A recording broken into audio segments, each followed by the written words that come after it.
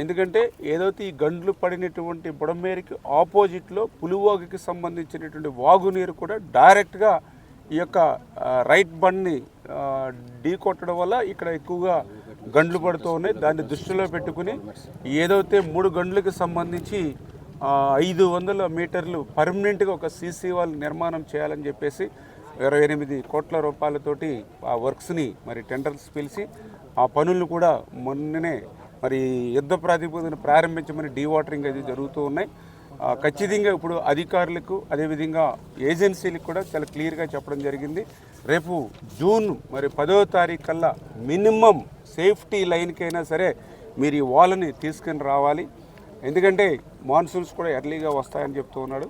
అంచేత దానికి అనుగుణంగా ఇప్పుడు ఒక యూనిట్ మాత్రమే పనిచేస్తుంది. ఒక యూనిట్ కాదు, మీరు 3 యూనిట్లు పెట్టుకోండి, 3 షిఫ్ట్లు పెట్టుకోండి. ఖచ్చితంగా రేపు జూన్ 10వ తారీఖు కల్లా ఒక 3 మీటర్స్ వాల్ సేఫ్టీ లైన్లోకి ఖచ్చితంగా తీసుకురావాలని చెప్పేసి ఏజెన్సీకి అధికారులకు కూడా తగినటువంటి ఆదేశాలు ఇవ్వడం జరిగిందని చెప్పి తెలియజేసుకుంటూ